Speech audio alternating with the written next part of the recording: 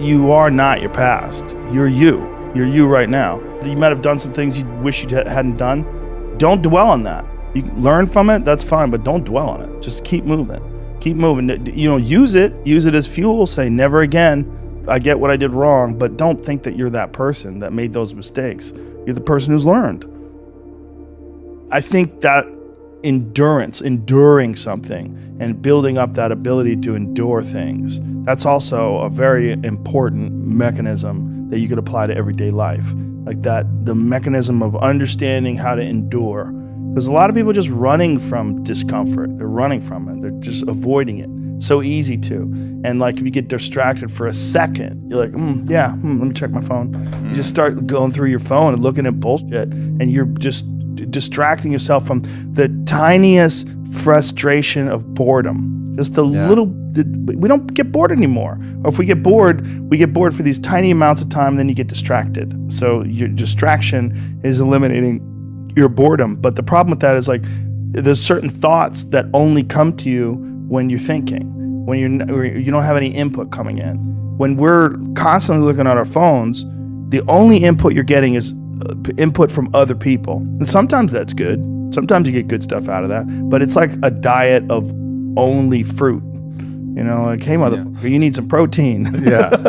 Like you need to get some other things in your diet. And I think having discomfort in your diet, like having it as a regular part of your life, it minimizes the amount of other kinds of bullshit. And I think that insanity and greatness are next door neighbors, and they borrow each other's sugar. There's something about mastery, like true mastery, that requires you to shut off massive areas of your life, personal areas, relationships, education. My education was a joke. I mean, until I was 21 years old, until I started doing stand-up comedy, I didn't read books. I mean, I might have read a Stephen King book here and there to kill time while I was on the train on my way to training, but there was no desire to educate myself. If I was educating myself, it was maybe reading the Book of Five Rings to learn better strategy to be a better fighter.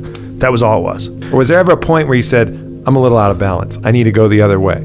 Well, I realized I was a flawed person for sure. And I think in realizing that you're a flawed person... What helped you realize that? Just fucking up.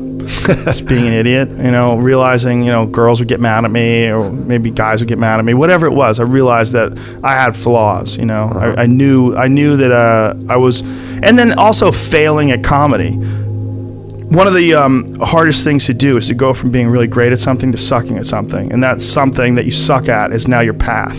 And that's what I found myself in comedy.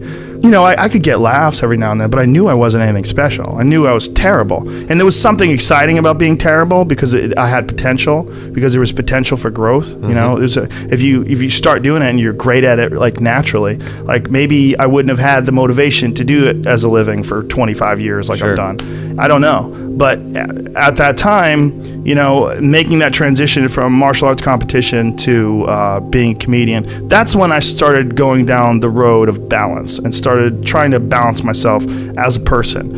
And I started trying to almost educate myself to have more things to talk about on stage. And then along the way, my curiosity started to blossom. And then I started to just be interested in things for being interested in them.